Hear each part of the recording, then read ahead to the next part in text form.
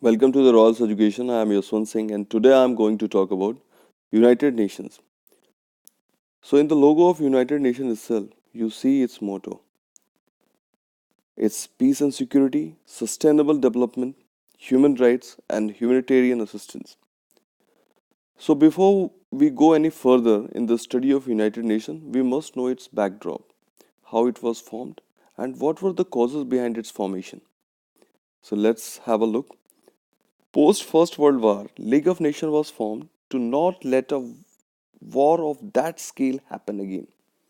But again, the world was thrown into the fire of World War II because of revengeful and partial Versailles Treaty of 1919 against Germany, Japanese militarism against China, Italian aggression against Ethiopia, political takeover in 1933 of Germany by Adolf Hitler. World War II ended on 2nd September 1945 after the continuance of 6 long years from 1939 to 1945.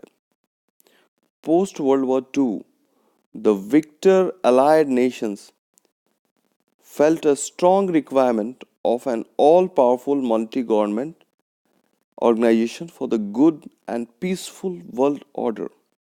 And this was the genesis of United Nations organization. In 1945, representatives of 50 countries met in San Francisco at the United Nations Conference on International Organization to draw up the United Nations Charter. The charter was signed on 26 June 1945 by representatives of the 50 countries. Poland, which was not present at the conference, signed it later and became one of the original 51 member states.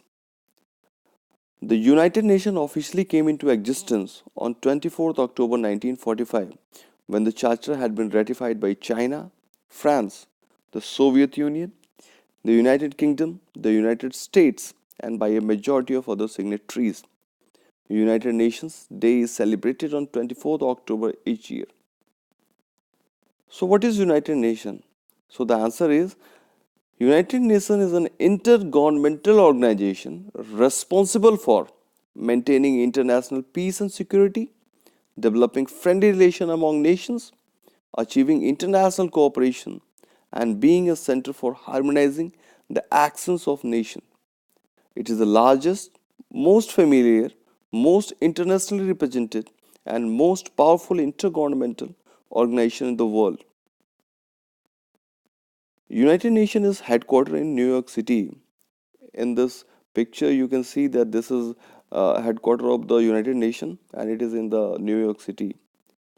And let's have the uh, look at the main bodies of United Nations, which are as follows. First one is General Assembly, Security Council, Economic and Social Council, Trusteeship Council. Fifth is International Court of Justice, and sixth is Secretariat. We will have look one by one in all these points. So let's start with the General Assembly. General Assembly. You can see in this picture, this is a logo of General Assembly, and this is how General Assembly sits. It has got total of 193 members, nations, which have equal representation, and there are two non-member observer state at present. First one is Holy See. You can see, uh, uh, you can say that it is a Vatican City, and second one is Palestine. So, General Assembly, its main deliberative policy making and representative organ of the UN. All member nations, that is 193 member nations, discuss and work together in a wide array of international issues covered by the Charter of the United Nations, such as development, peace and security, international law, etc. I've already told you there are two non-member states at present. First one is Holy See, that is Vatican City, and second one is Palestine. Tizani Mohammed Bande is the president of General Assembly. Its past resolutions do not have bindings on members unless budgetary. That means if there is no budgetary resolution, if there is any resolution the members need not to uh, take this as a binding, means they can follow it or they cannot follow it. Second one is Security Council. You can see its logo here, and this is how Security Council sits. The United Nations Security Council is charged with ensuring international peace and security, accepting new members to the UN, approving any changes to its charter. Its headquarters is also at New York. Kelly Craft is the president of Security Council. So the Security Council is composed of 15 members. Out of 15, there are 5 permanent members, widely known as P5 nations. First one is China, second France, third Russian Federation, fourth is United Kingdom and United States. And there are 10 non-permanent members elected for 2 year terms by the General Assembly with end of term year. Let's have a glance in those 10 non-permanent members, which are as follows. First one is Belgium, second Cote d'Ivoire, third Dominican Republic, fourth Equatorial Guinea, fifth Germany, sixth Indonesia, seventh Kuwait, eighth Peru, ninth Poland, and 10th South Africa.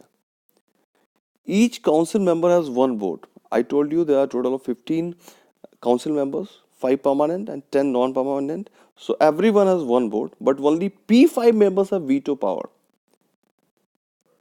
Under the Charter of the United Nations, all member states are obligated to comply with council decisions.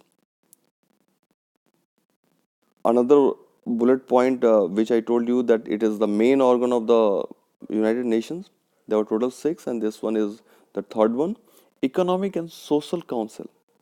You can see its logo here, and this is how Economic and Social Council sits. It brings people and issues together to promote collective action for a sustainable world. It serves as the central forum for discussing international, economic, and social issues and formulating policy recommendation addressed to member states and the United Nations system. It holds one 4 week session each year in July. It also holds an annual meeting in April with finance ministers heading key committees of the World Bank and International Monetary Fund, IMF, etc. It consists of total of 54 member states which are elected yearly by the General Assembly for overlapping 3 year terms, ensuring equitable geographic rotation among the United Nations regional groups. Mona Jewel is the president of Economic and Social Council. This is Mona Jewel is the president of Economic and Social Council. Its headquarters is also in New York. The fourth one is International Code of Justice. So this is the logo of International Code of Justice, and this is how it sits. You can see that this is the building of International Code of Justice, and this is how it sits. So it is the principal judicial organ of the United Nations. The International Code of Justice settles disputes between states. It gives advisory opinions on international legal issues referred to it by the UN. Its seat is in The Hague, Netherlands. Its official working languages are English and French. And as I told you that its seat is in Hague, Netherlands, so this is only a organ of the United Nations which has got its seat elsewhere other than New York. So this is very important. Another comes Trusteeship Council. This is the logo of the Trusteeship Council and this is how it sits. So Trusteeship Council supervises the administration of the trust territories placed under the trusteeship system. Its main goals were to promote the advancement of the inhabitants of the trust territories and their progressive development towards self-government or independence. It is made up of P5 members of the Security Council, that is China, France, the Russian Federation, the UK and the USA. Annie Gugin is the president of Trusteeship Council.